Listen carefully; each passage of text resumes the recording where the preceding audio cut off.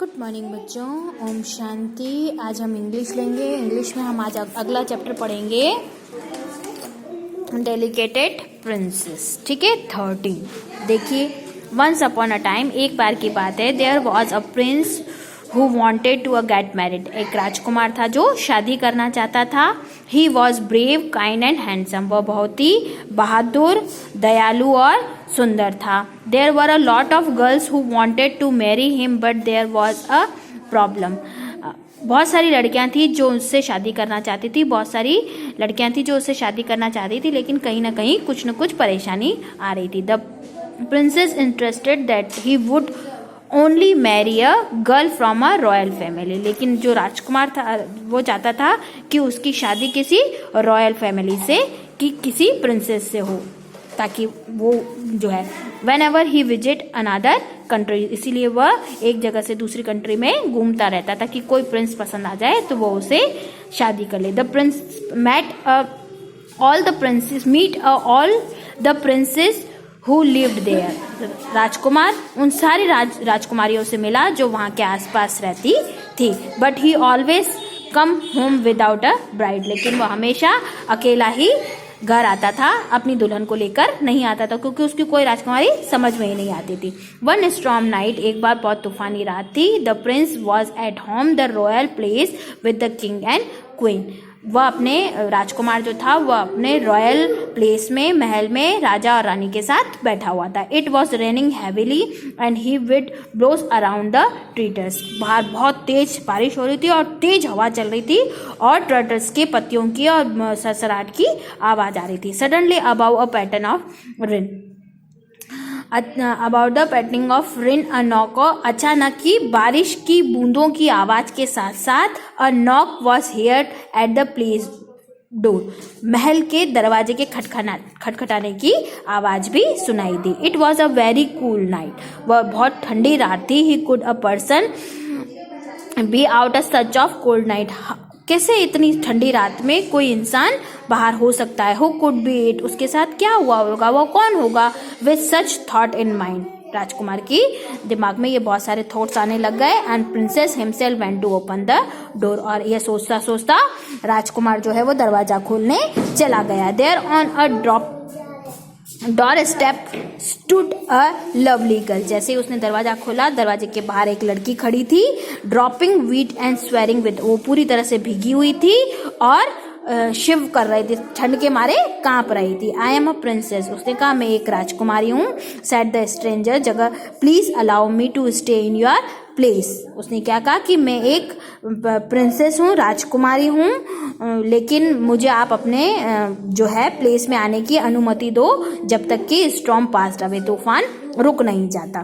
ठीक है, तो as soon as prince's eyes fell on the girl he fell head over, feel in a love with her. राजकुमार ने जैसे ही उसकी आंखों में देखा, उसको ऐसा लगा कि उसको उससे प्यार हो गया। He made up his mind to marry him. उसने अपने दिमाग में ही उससे शादी करने की कल्पना मन बना लिया। After all she is a princess, he said to her mother. उसने अपनी मम्मी से कहा कि मम्मी यह राजकुमारी है और मुझे इससे शादी करनी है। We will see about that, हमको कैसे पता चलेगा कि यह रानी है, राजकुमारी है। सेड द क्वीन, रानी ने कहा। And she had of a arrange for a bed to be a mat for their young visitor. तो उसने क्या कहा, यह जानने के लिए कि वह राजकुमारी है कि नहीं है, उसने एक बेड तैयार करवाया जिसपे उस विजिटर को सोने के लिए कहा गया। When the girl was show her room, जैसे ही उस लड़की को, राजकुमारी को उसके कमरे में ले जाया गया, he was surprised to see that the bed was pulled high with 20 feather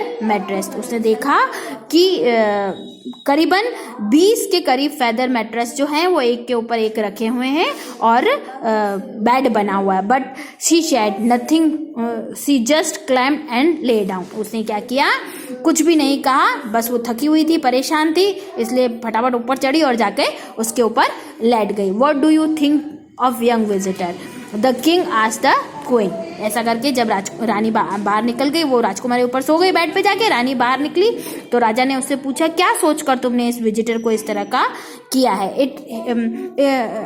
is she real a princess, क्या तुमको पता है कि ये सही में राजकुमारी है भी या नहीं? We will soon find out, हम जल्दी ही इसको पहचान लेंगे। रिप्लाई द क्वीन, क्वीन ने कहा। कि जल्दी ही हम इसको पहचान लेंगे कि ये राजकुमारी है कि नहीं है।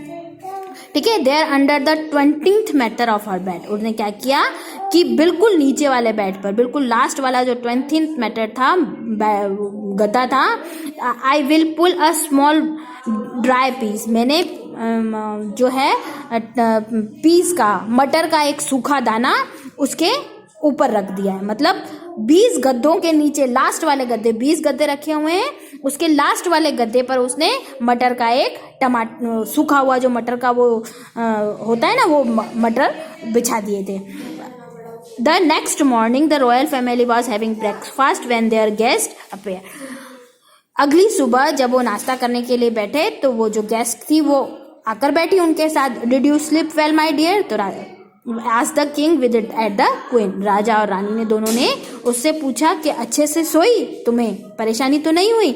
आई एम अफ्रेड नॉट, उसने बिना डरे कहा। रिप्लाई द गर्ल ने कहा, I don't know what it was, मुझे नहीं पता क्या हुआ, but something lip in my mattress made me comfortable, लेकिन कुछ तो ऐसा था मेरे गद्दों में जो मुझे अनकंफर्टेबल फील हो रहा था। एज अ रिजल्ट इसीलिए I was restless and keeped away all night, इसीलिए मैं सारी रात सो नहीं पाई और सारी रात जागती रही। क्या किया था उसने, लास्ट वाले जो गद्दे पर उसने सूखा मटर के दाने बिछा दिए थे, जिसकी वजह से उसको वो दाने चुभ रहे थे। मतलब 19 गद्दे रखे हुए थे तो भी उसको वो मटर के दाने चुभ रहे थे।